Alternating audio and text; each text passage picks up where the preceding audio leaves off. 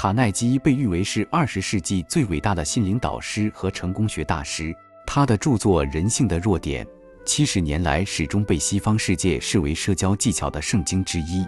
人性的弱点以人性具有的一般弱点为切入点，内容涉及人际交往、心态调节、维系家庭、安排工作和合理用钱等诸多方面。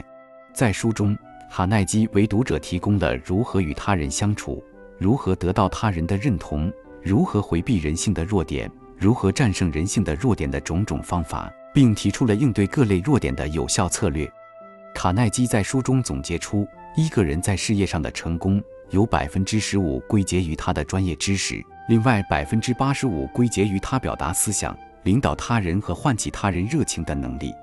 今天分享书中15条精华摘句，当你悟透了人性的弱点，就能解决人生 80% 的问题。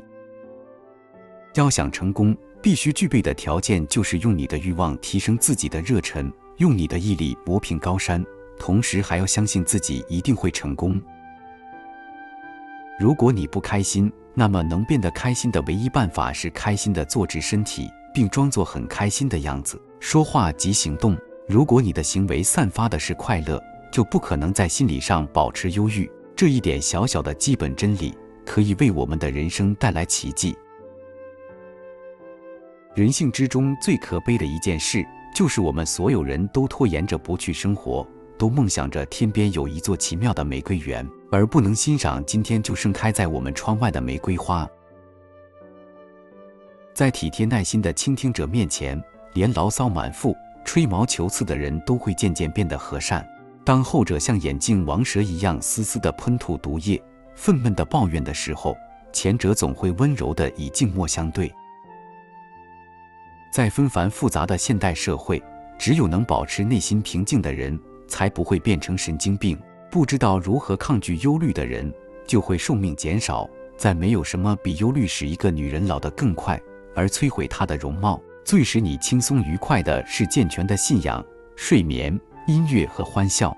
对前途要有信心，要能睡得安稳。从滑稽的一面来看待生活，健康和快乐就是你的。不甘平庸，崇尚奋斗。生命的价值是需要用努力奋斗来实现的。从踏入这个世界开始，我们就被赋予了一种无形的责任，或轻或重，演绎了不同的人生。每一个人都有属于自己的生命轨迹，我们在一旁观看他人的欢喜或忧愁。一辈子就那么长，我们不能沉浸在他人的缤纷的舞台上，我们还有自己的舞台，需要用心去演绎。自强不息，厚德载物。我崇尚这种宏广的精神境界。一个人迈向成熟的第一步，应该是敢于承担责任。我们生活于世，就要面对生命中的许多责任。对那些不成熟的人来说，他们永远都可以找到一些理由，以解脱他们自身的某些缺点或不幸。把人的生活改造得更美好才重要，而不是沉溺在自怜的深渊。要承担自己行为的后果，要为自己的行为负责，而不是光踢椅子。人的天性之一就是不会接受别人的批评，总是认为自己永远是对的，喜欢找各种各样的借口为自己辩解。让我们记住，我们所相处的对象并不是绝对理性的动物，而且充满了情绪变化、成见、自负和虚荣的东西。无论你再怎么崇拜的人，他都有这样东西，只是明显与不明显而已。能够把心中的烦闷向知心朋友倾吐的人，通常即是能够把握快乐、减少疲劳、精力充沛的人。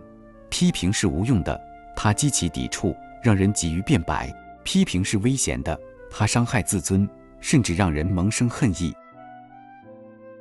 对别人好不是一种责任，它是一种享受，因为它能增进你的健康和快乐。你对别人好的时候，也就是对自己好的时候。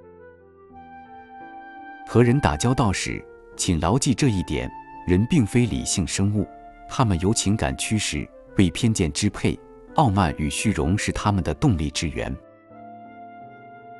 对喜欢规避责任的人来说，困难则成了最好的挡箭牌。假如每个人成天都认为环境不好，当然就会把自己的过失、伪珠、缺陷或种种其他原因具有成熟心灵的人，他们不会陷于自己的困难当中，而是勇敢地去面对它，接受它，然后想办法加以克服解决。他们不会去乞怜，不会绝望，也不会去找借口逃避。不成熟的人随时可以把自己与众不同的地方看成是缺陷，是障碍，然后期望自己能受到特别的待遇。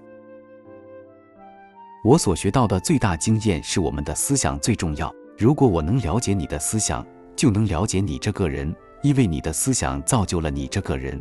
通过改变自己的思想，我们就能改变自己的一生。天下最悲哀的人，莫过于本身没有足以炫耀的优点，却又将其可怜的自卑感以令人生厌的自大自夸来掩饰。喜欢本视频的小伙伴点赞加关注，进入主页观看更多精彩分享。